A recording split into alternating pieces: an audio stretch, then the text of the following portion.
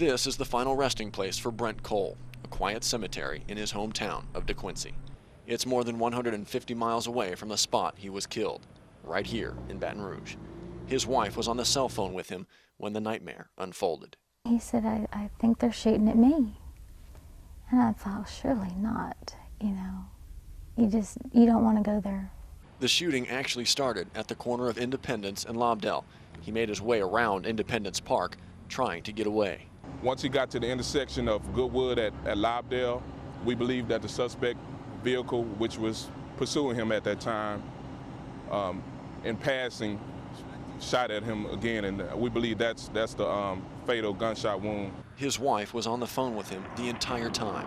She heard the shots and then the silence. It wasn't too long that I would hear him moaning and groaning, and every time I spoke to him, he would try to talk to me. And then I heard somebody arrive saying he's still breathing, and he has a hole in his abdomen. One of the bullets had in fact hit him right in the stomach. The other bullet hit his bass guitar. It turns out Brent was quite the musician. He was an incredible musician, and he loved music. And music it just poured from him. His mentorship and his tutelage has already gone down into 2 generations, and people, they reference, they reference grooves and patterns and styling and tone after Brent Cole. Timothy Spell was Brent's best friend. He was working off the coast of Africa when he heard the news. He raced home as fast as he could. His first trip to the cemetery was, of course, painful. Some friendships don't have to be nurtured and babied and fed. This guy didn't have any. He had no downside to him. We never argued. We never fought. It was just a fairy tale marriage. A fairy tale. You took away her prince, and you left their 2 sons, Aaron and Andrew, without a father. There will be no fairy tale ending here. The music has stopped. For Crimestoppers, Matt Williams, WAFB 9 News.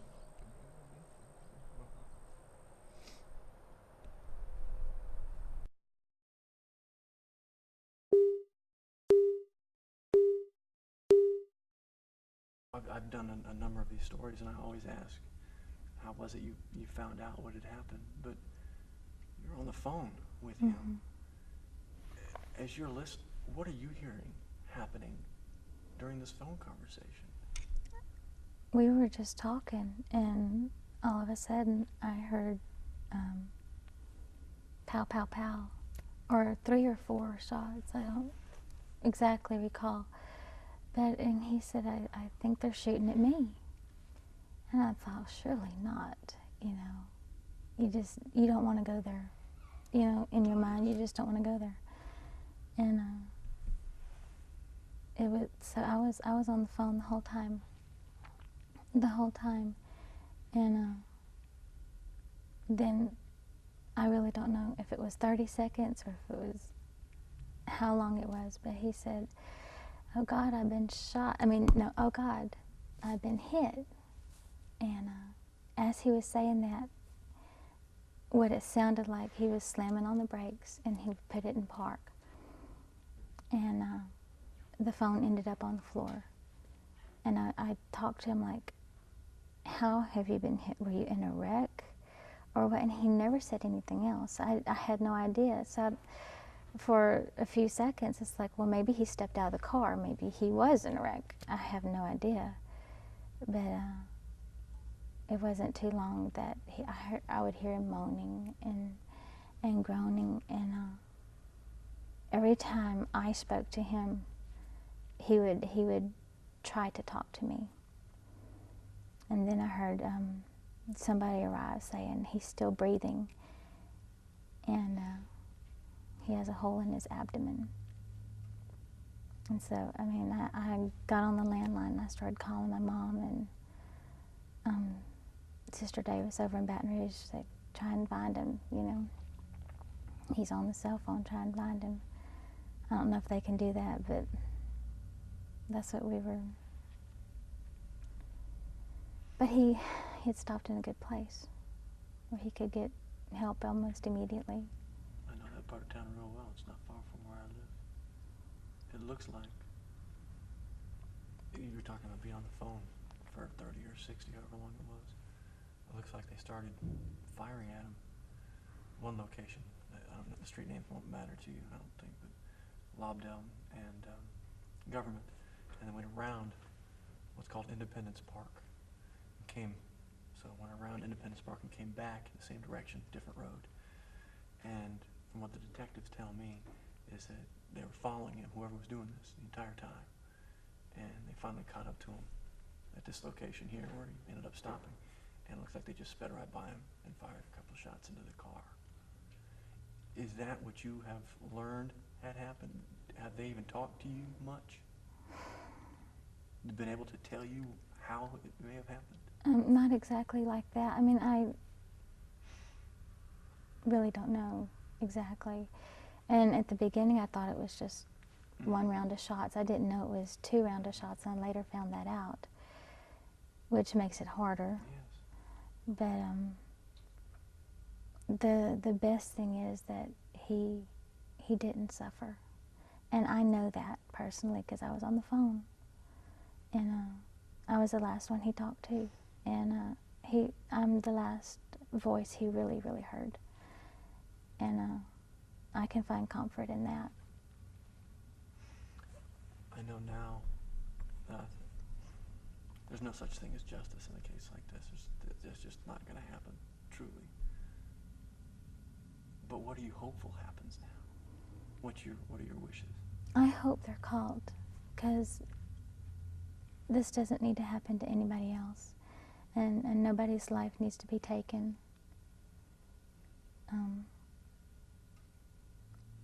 Everyone has a time to die, and apparently it was just his time. And I know where he's at, and I can find perfect peace in that, because he lived his life. He was pure, and he was gentle, and he was sweet, and there's just not another man like him. I mean, he put us first. I mean, he put God first, but we were right below God. I mean, he was an incredible musician, and he loved music. And music it just poured from him, but he loved us more than music. He was up there, you talk about God and music, he was up there doing a little bit of both. Every other weekend, is that right? Every other weekend. He'd play guitar at the church? The bass guitar. The bass guitar. And we were going to go with him that weekend. But we had the LEAP testing, and the 2 boys in school, and I emailed Sister Davis. I said, you know, the boys are just too exhausted. We just can't make it this weekend. So it would have been extremely difficult if we were in the vehicle with him. I couldn't imagine. I had heard that you guys were thinking about making a move. Yes. We saw a house on the internet, and so he was just going to drive by and look at it. Is that what he was doing? Mm-hmm. It was in Baker. He was just driving by, and then he was going to go straight to the hotel. And he'd gotten a little turned around? He got turned around. He thought he was supposed to exit off airline a certain way, and he was on the other side. And so I was talking to him, and I said, well, I'm going to hang up so you can concentrate on where you're going. And when I thought he was going to be back at the hotel, I just picked up the phone and called him again. And he said, I'm still turned around.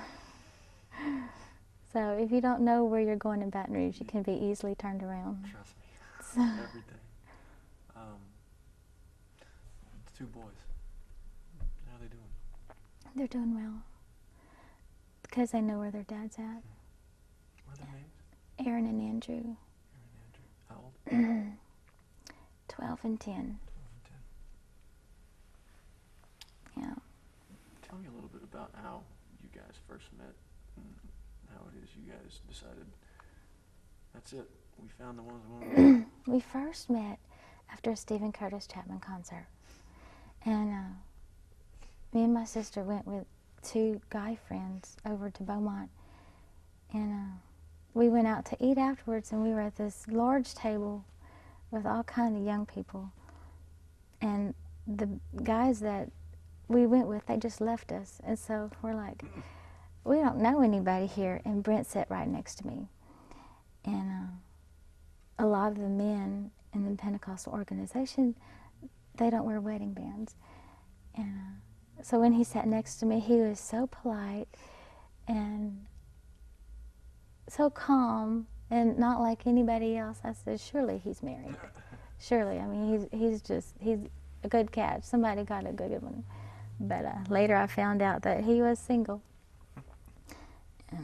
Because we were from Colorado and we had just moved down there. What part of Colorado?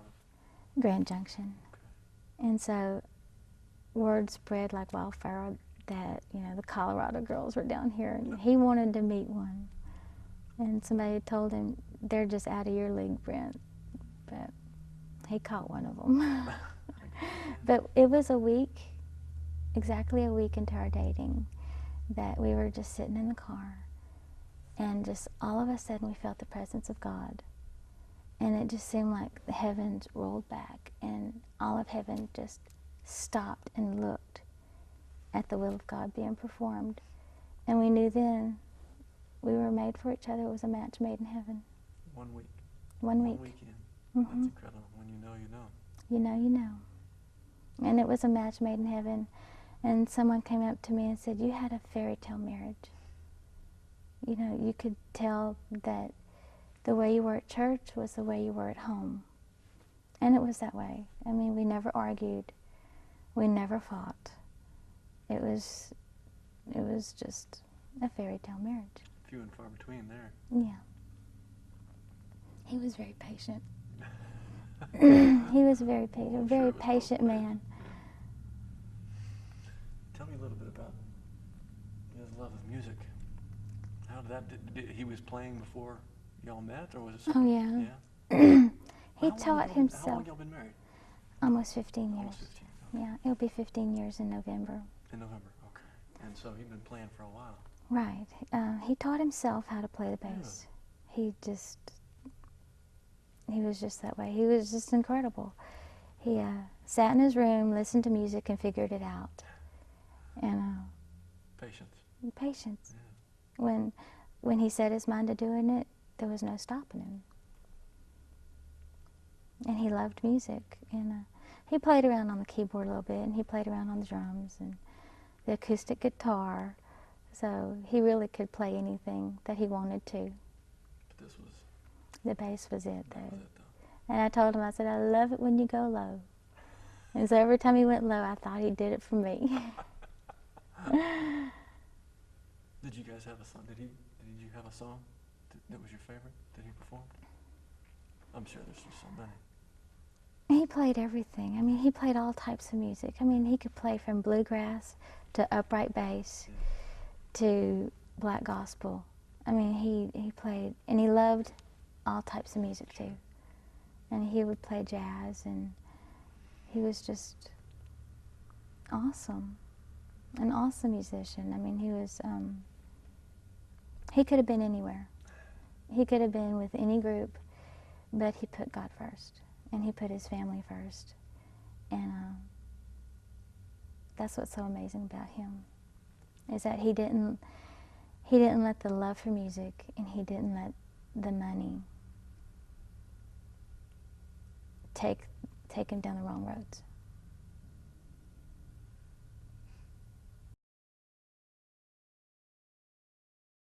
About how you knew him. Best friends since when? When does the relationship go back to? About 1990. 1990. Yeah. All right, so we're working on almost 20 years here. Yeah. I met Brent in Lake Charles playing music, and it was actually at the Lake Charles Civic Center. And I walked in, and I just I don't know, I didn't hear the drummer. They had this funky thing going on, you know. And I didn't hear the drummer. I didn't hear the singers. I didn't hear the keyboards. I didn't hear the organ. I just heard this guy wearing out this nasty, just pocket groove, though.